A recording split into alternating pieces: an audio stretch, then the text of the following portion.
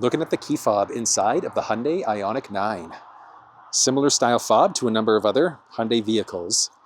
Front side of the fob, you've got the lock button, unlock button, remote start, horn or panic alarm, and then this side of the fob, you'll at least have the option for the trunk release and the frunk release. You might have the remote smart parking assistant depending on which trim level that you're in. But let's go through some features of the fob. In order to remote start the car, you're just going to make sure that the vehicle's locked first, and then you're going to push and hold that little circle button within a few seconds.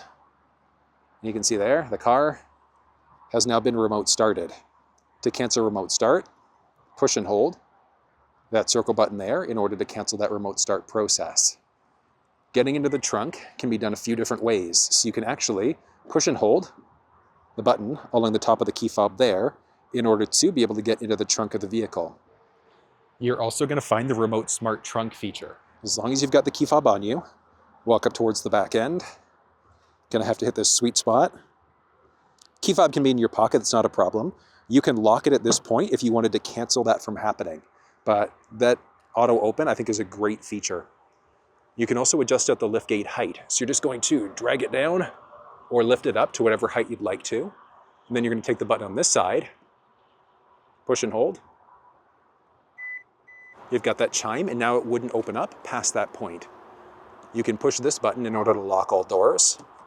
Tap in order to be able to close that liftgate. Nice and simple. Using the remote smart parking assistant inside the vehicle is also really simple too. So doing it from the fob, lock, push and hold the circle button in order to remote start. So we're now remote started. And then you could use the up-down buttons there, so either forwards or backwards. So if we want to go forwards, just push and hold the forwards button and watch this. Straightens out the wheel, starts driving the car forward. You can release it at any point in time to pause the process. And then you could also just push and hold that remote start button in order to turn the vehicle off.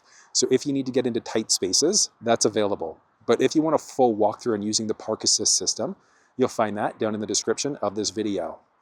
Now you've also got the option of rolling the windows down directly on the key fob. In order to do it, what you're going to do is push and hold the unlock button. So you're just going to push and hold there.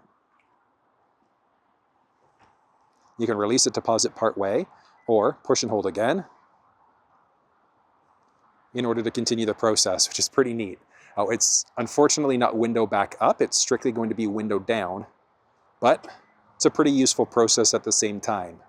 You've also got this little dangly fella along the bottom here, and that is the, pull this out, emergency access key. There we go, this little guy. So emergency access key there. So if the key fob's ever died on you, to use the emergency access key, there's a tiny little clip along the bottom. You're just going to pull that, and that's going to do that initial release. Now you can't do anything with it yet because you need to pull the handle in order to actually fully remove this piece. Once it's removed, you're then going to use the mechanical key in order to be able to unlock the car door. From there, just going to reverse the process. And then, this is just if the key fob's died on you. Just going to drop the key fob right here in order to be able to start the car up.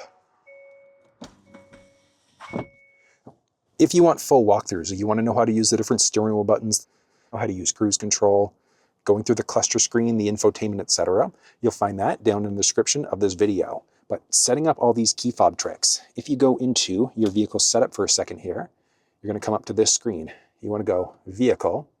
You've got a series of ones here. You've got some basics for climate, but we're looking for seats first. So seating, easy entry, exit. If you wanted to use that, as you turn the vehicle off, then you've got some lighting options. Your turn stock, your welcome mirrors and lights. Do you want your mirrors to automatically fold in with the approach light? Yes or no? Headlight delay. When you go to lock the vehicle using the key fob, do the lights just turn off or do they stay on for a few seconds? There's an available lighting pattern there too. And then some options for the door. So do you want the doors to automatically lock or unlock, and at which point? Remote unlock. With that disabled, if you push the unlock button once, it's going to unlock all the doors. If you've got this one enabled, you'd have to press twice in order to unlock all the doors. Otherwise, it would just be the driver's door that unlocks first. Do you want the doors to automatically unlock as you go to approach? The power liftgate, do you want to have it open up fast or slow? What height do you want it to open up to? So a few unique heights, or you can select your own unique height there that I showed you earlier. Smart liftgate is available there, so that's one where you walk up towards the back end with the key fob, and it's going to automatically raise that liftgate. And then you've also got the option of opening the windows remotely using the fob, so that's actually rolling them down. Like I said, if you want full walkthroughs, you'll find that down in the description of this video, but that's how you use the key fob inside of the Hyundai Ioniq 9.